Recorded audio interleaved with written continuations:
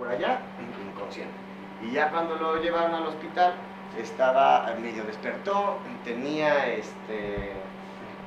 agitación psicomotriz. Lo tuvieron en observación, no sé por qué, como unas 8 horas. Y ya cuando se deterioró, ya lo mandaron al hospital de la niñez. Y ya cuando llega al hospital de la niñez, él tenía una hemorragia, que era su aracnoidea, ya no recuerdo cómo es. Total que el niño empezó a pasar el tiempo y el sangrado, como les digo, es en capas, de poquito en poquito. Y ya que tiene el megabolón, pues ya el paciente tuvo muerte cerebral y pues desafortunadamente falleció, ¿sí? Entonces, eso es lo importante si alguna vez les toca a alguno de estos niños. Si no tienen nada que ponerle de factores, se le pone plasma y lo refieren a una unidad cercana que tenga factores de coagulación o hematólogo, porque a lo mejor piensan que se va a recuperar y no se recupera. El sangrado es en capas, de poquito va aumentando. Bueno, entonces, ¿cómo se hace el diagnóstico? Tenemos que hacer preguntas a la mamá principalmente, si hay pacientes hemofílicos, la historia personal del niño, si hay hemorragias o no, y se revisa al paciente. ¿Qué tenemos que tomar del laboratorio? Si es un paciente sangrador de primera vez, yo le recomiendo que tomen las pruebas de tendencia hemorrágica. Las pruebas de tendencia hemorrágica son 5: BH, tiempos de coagulación, fibrinógeno, tiempo de sangrado y retracción del coágulo. Si es un paciente que ya tiene antecedentes de hemofilia, pues ya nos podemos ahorrar la retracción del coágulo, ¿no? Pero bueno, el diagnóstico aquí es tiempo de prostrombina parcial activada prolongado, ¿sí?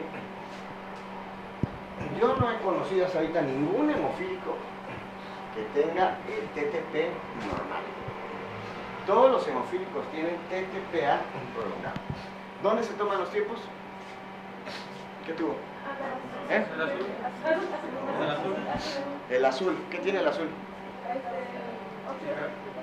Citratos. ¿Qué hace el citrato? ¿Eh? Sí, por eso es un anticoagulante, pero ¿qué hace? ¿Cómo? Provoca el calcio, bueno, una solución. Ahí vas. ¿Qué es el calcio? Entonces, no les había dicho intencionalmente que en la cascada de coagulación, cuando esté el 10, el 5, necesitamos calcio. Si no hay calcio, no se da ni el modelo celular ni nada de la coagulación, ¿no? Entonces, el calcio es importante. Algunos lo llamaron factor 4.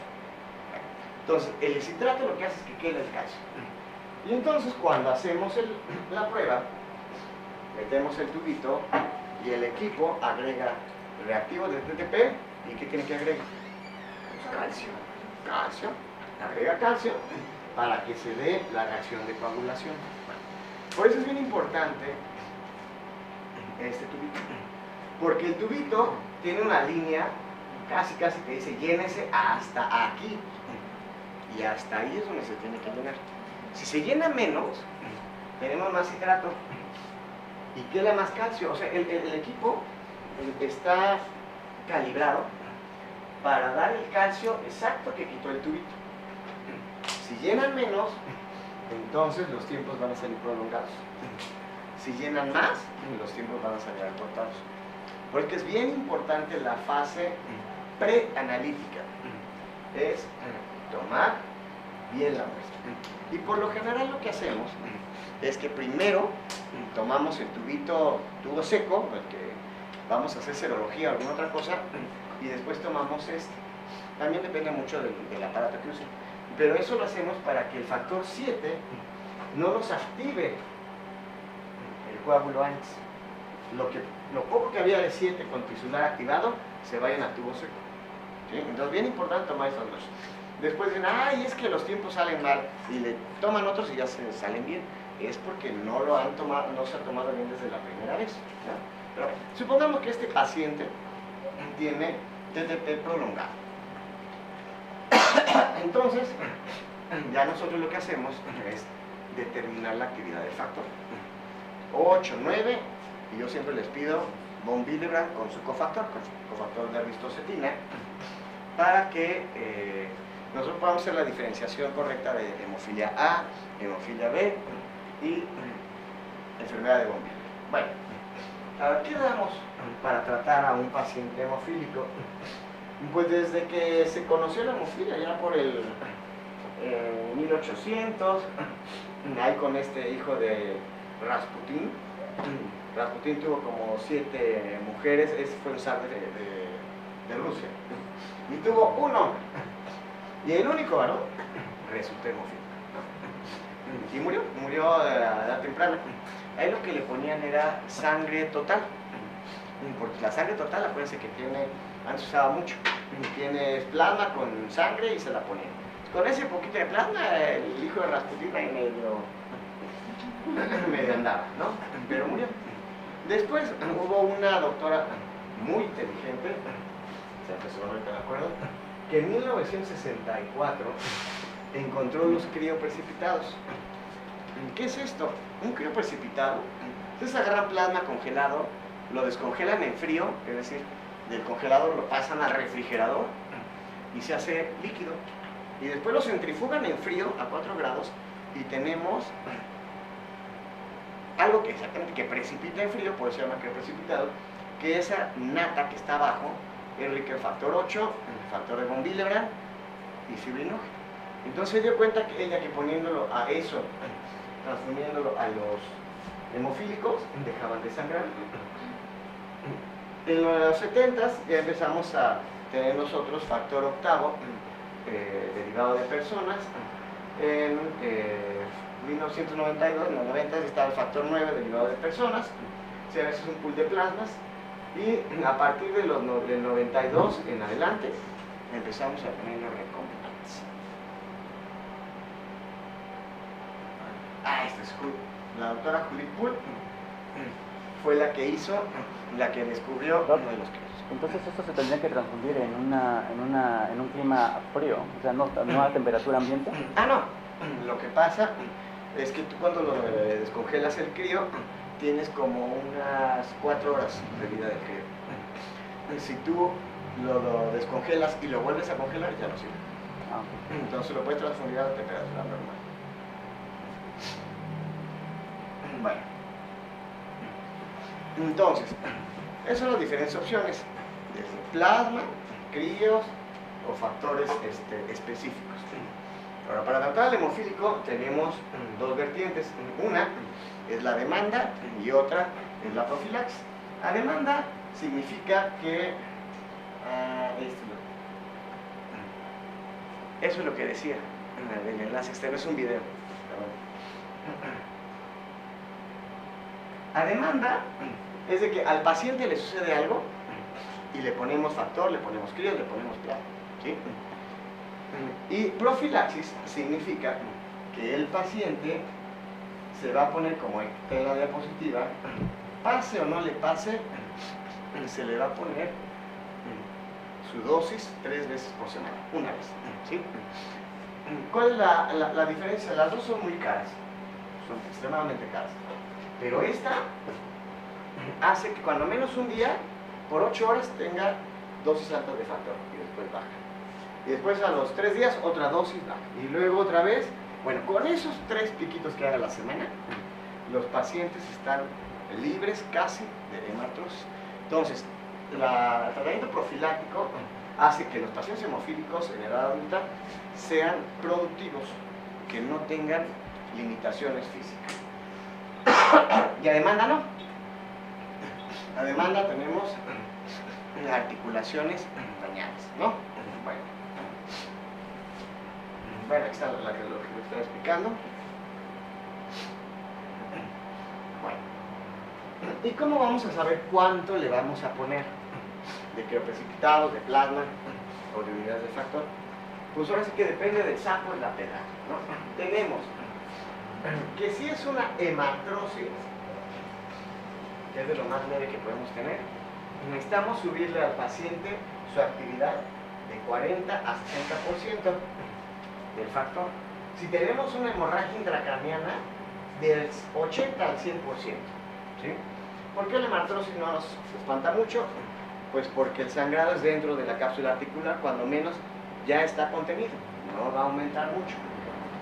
Entonces, si yo les digo que una unidad por kilo de factor 8 eleva 2% la actividad de ese factor en el paciente, ¿cuántas unidades por kilo necesito para una hemartrosis? Otra vez. Si una unidad por kilo me eleva 2% la actividad de factor en un paciente, ¿cuántas unidades por kilo necesito para un paciente que tiene hemartrosis? 20, mínimo de 20 a 30, ¿no? Entonces tenemos un pacientito de 20 kilos y le voy a poner a 30%, bueno, a 40%, 20 por 20 son 400. 400 unidades le tengo que poner a este paciente para una hemartrosis, ¿sí? Entonces ese es el primer paso, que calculen cuántas unidades de factor necesitamos, ¿no? Ahí está. Peso, que es lo mismo, peso por porcentaje aumento deseado por 0.5 o entre 2, ¿no? Son las unidades de factor. Ya está, les puse yo el que pesa el doble, este pesa la mitad, son 200 unidades. ¿De cuánto viene el vial? El vial de factor viene de 250 unidades, ¿sí? O viene de 500 unidades. ¿Qué tenemos que hacer? Pues le metemos todo el vial. Aquí no importa si nos pasamos, o sea, no es como la quimioterapia. La quimioterapia la calcula el hematólogo, el oncólogo, y si el vial viene de más, le ponemos exactamente lo que es y tiramos el resto o le ponemos un poquito menos. Pero la quimio nunca es de más. En cambio aquí podemos poner todo el frasco y no pasa nada, no se nos va a trombosar. Aquí no podemos estar tirando cachitos, ¿no? Entonces, si necesita 200, le ponemos 250 y no pasa nada. ¿Qué pasa con los crioprecipitados? Los crioprecipitados, cada bolsa tiene de 80 a 100 unidades de factor 8. Entonces, al niño de 20 kilos le vamos a poner 4 bolsas de críos. Por eso es que ya no utilizamos los críos. Se utiliza más el factor. 4 bolsas de críos significa plasma de 4 donadores diferentes, ¿no? Ahora que están en el rancho, tienen la fortuna de tener críos, pues le ponen críos, ¿no? Y si tienen plasma, pues le ponen plasma, no lo dejan así. Pero están aquí, por ejemplo, aquí sí hay factor, ¿no? Aquí se le pone factor, ¿no? Pero a menos que también seamos pobres y un día no tengamos, pues se le pone el crío. En el 9 es más fácil, porque es 1 a 1. Una unidad por kilo nos eleva porcentaje de la actividad de factor, ¿no? Entonces si el otro, ahora que está el mismo, ¿no? Pesa 20 kilos, para una hemorragia intracraneana lo que necesitamos son 2000 unidades. ¿Por qué 2000 unidades? Porque lo estamos elevando al 100%, no lo estamos elevando a un hematrosis, ¿no? Aquí necesitamos hacer una hemostasia buena, que se vea, ¿no? Vida media del factor 8 es de 8 a 14 horas y vida media del factor 9 es de 12 hasta 18 horas. Bueno, es unas tablitas donde más o menos se resume qué actividad de factor se utiliza para tapar diferentes problemas, ¿no? El más leve son hemartrosis de 40 a 60%, que equivalen a 20 a 30% unidades. El hematoma del psoas es un músculo grande, por lo general es de inicio 80 a 100%, pero después nos las podemos llevar en mantenimiento de 30 a 60%, de 5 puede ser hasta 14 días. Doc, en cuanto al ejemplo que ponía, por ejemplo, si estamos en el rancho y solamente tenemos plasma y crío, bueno, en el caso que te hubiéramos, ¿cómo sería la relación en el caso de una persona de 60? Para que el plasma pueda coagular, o sea, para que sea potente, necesitas ponerle como 4 bolsas a un adulto cada 8 horas. Y casi no lo tolera, ¿no? Entonces le deja la dosis normal de 1 a 2 bolsas cada 8 horas en el plasma. Los que 2 estándar. Ahí lo que alcanza a coagular, pues, está bueno, ¿no? Los críos Los críos sí me ha tocado meter hasta 20 bolsas de críos por dosis. Entonces, si queremos un buen efecto hemostático, es con esa reglita, con les digo de los críos de 80 a 100 unidades por bolsa. Imagínate, ese les puse con 9, pero vamos a suponer que hay un niño de 20 kilos con hemorragia craneana. Son 2000 unidades de crío, de factor 8 cada 8 horas. Son 20, ¿sí? 20 plasmas 20 críos cada 8 horas. O sea, tienen que poner muchos críos. Y la otra es, si no tolera mucho volumen, el volumen que tolere y lo que alcance a hacer hemostasia. Pues aquí está, mira. Chifla 100% de inicio. Y no es una vez al día, es cada 8 horas por la vida media del factor 8. Pero terapéutico, 7 a 21 días. No, es una cosa terrible cuando no se tiene el factor. Hemorragia en cuello, hematuria, bueno. Entonces aquí está. Opciones de tratamiento. La desmopresina. La desmopresina es una hormona que se utiliza para otra cosa, pero aquí con nosotros, cuando damos desmopresina a un paciente, libera las reservas de factor 8 y de factor de von Willebrand.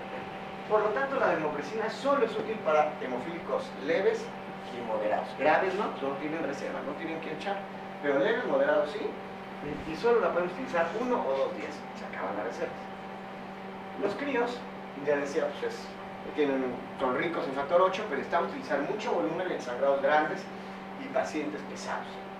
Los concentrados de factor son los derivados plasmáticos y los recombinantes. ¿Cuáles son mejores?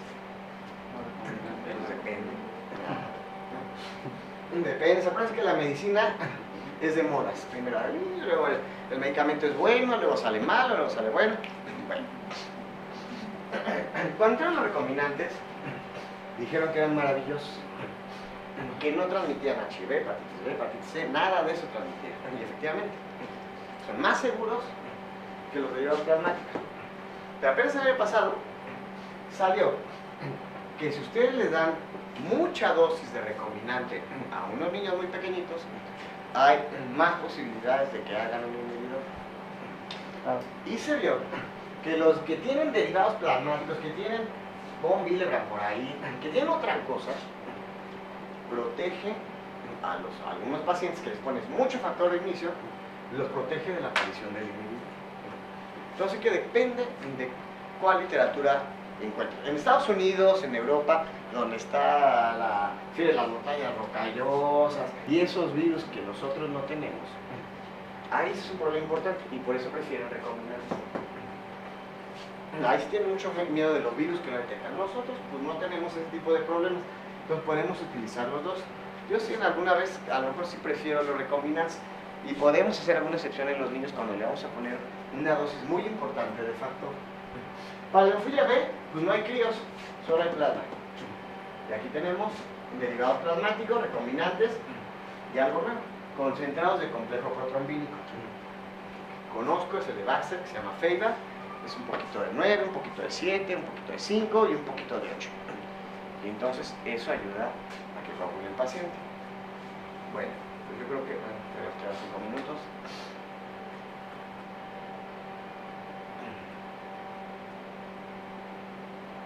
Bien.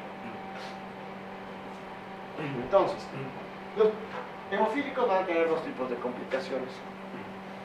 Las de su propia enfermedad y asociada al tratamiento. Asociada al tratamiento, vamos a tener dos.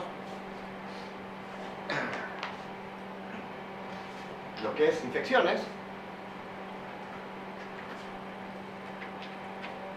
la que ya les había mencionado, y la segunda, desarrollo de inhibidores.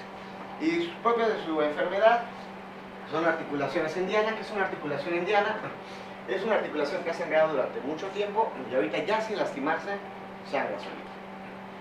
La sinovitis crónica tiene una rodilla grandota así, que no es hemartrosis, pero que ya no pueden caminar bien, nada más hacen por ejemplo, si tienen el codo, nada más extienden el brazo a menos de 90 grados.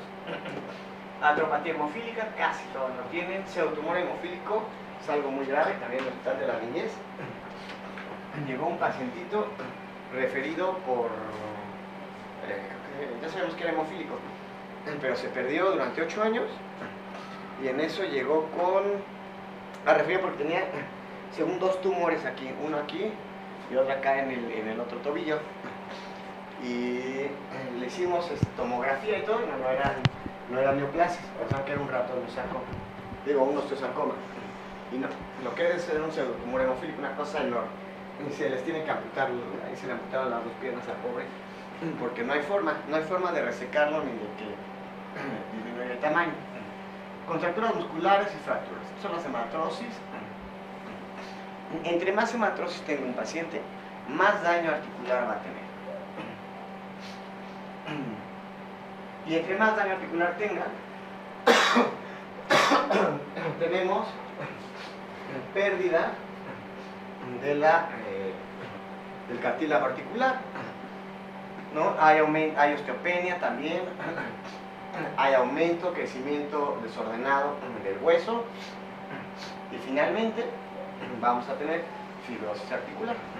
Cuando un paciente tiene una hemartrosis, tenemos que vendarlo, ponerle su factor y que esté en reposo una semana. Bueno, ¿qué va a pasar con esa extremidad? Se va a hacer flaquita, porque una semana no va a estar haciendo nada. Entonces, si hay músculos flaquitos, la articulación tiene un juego. Y cuando vuelve a caminar, vuelve a hacer hemartrosis. Y lo volvemos a vendar. Entonces es un círculo vicioso que nos acaba en atrofia muscular y de ahí sale una articulación enviada. Por eso es que la profilaxis es lo mejor. Hay que evitar que pase eso, ¿no? Por ejemplo, este de aquí, bueno, este sí tiene su hemartrosis, pero este no tiene hemartrosis. Este lo que tiene es una artropatía hemofílica. Todo lo que vemos aquí no es sangre, esto es hueso. Es hueso. ¿Por qué? Porque empieza a crecer el hueso. Cada vez que sangra la articulación, crece, ¿no? Entonces es un problema. Por eso es que, insisto, la profilaxis siempre es mejor para mantener las articulaciones sanas. Pseudotumor hemofílico pequeñito, el otro era de ese tamaño. Había destruido ya esta parte y esta parte del hueso. O sea, no tienen forma de agarrarse los deditos. Hay que cortar todo. Y estos son casos graves, ¿no? Que no se atienden, donde el pseudotumor crece toda la pierna y igual hay que amputar. El pseudotumor hemofílico es un tumor encapsulado de larga evolución. No crean que sea después del primer golpe, después de muchas mal atendidas, ¿no? Ahí está la imagen del lado derecho. Puro tumor que está destruido el hueso, esa pierna pues ya no sirve. Y es cuando se les da tratamiento de forma, está haciendo tumor del lado derecho. Bueno, no vamos a saltar las infecciones. Ya lo último que les quiero decir es el inhibidor.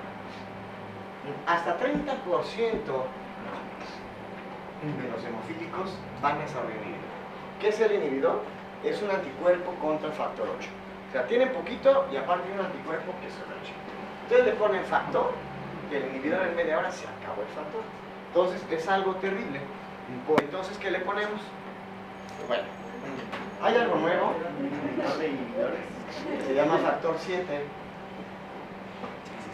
El factor 7, les voy a hacer un cálculo más. Un paciente que tiene una hemartrosis de 20 kilos, le voy a poner un frasquito de 8, porque tiene una hemartrosis. El frasquito de 8, más barato cuesta 1,800 pesos y el más caro, 2,400. Pero si este cuate tiene inhibidor, tengo que ponerle uno de factor 7 de 1 miligramo que cuesta 24,000 pesos, ¿no? Entonces, sí hay, claro que hay tratamiento para los pacientes que tienen inhibidor, es el factor 7. Funciona súper bien en los pacientes con inhibidores, pero el costo es muy elevado, muy, muy elevado, ¿no? Entonces, la Secretaría de Salud no puede. Nosotros tampoco podemos mucho, sí podemos, pero la Secretaría de Salud no puede. La Secretaría de Salud, a un hemofílico que tiene inhibidor o que no tenga inhibidor, solo le puede dar 111,000 pesos cada 3 meses para que compre los factores que necesita, ¿no? Si necesitamos un niño así pesadito que utilice el de 2 miligramos que cuesta 40,000 pesos, pues nada más la toca de frasquito por mes, de factor 7, ¿no? Entonces en realidad es muy cara. La terapia del hemofílico es muy cara. Y por eso lo ideal es que no nos hagan inhibidores, porque se encarece todavía más, ¿no? Entonces por lo general los pacientes que fallecen o que están muy secuelados son los que tienen inhibidor, ¿ya? Porque son graves, y en segunda porque no alcanza el dinero para que se trate el paciente, ¿no? Bueno, muy bien, pues listo, se acabó, muchachos. Iba a hacer un examen. Yo creo que el próximo viernes les paso la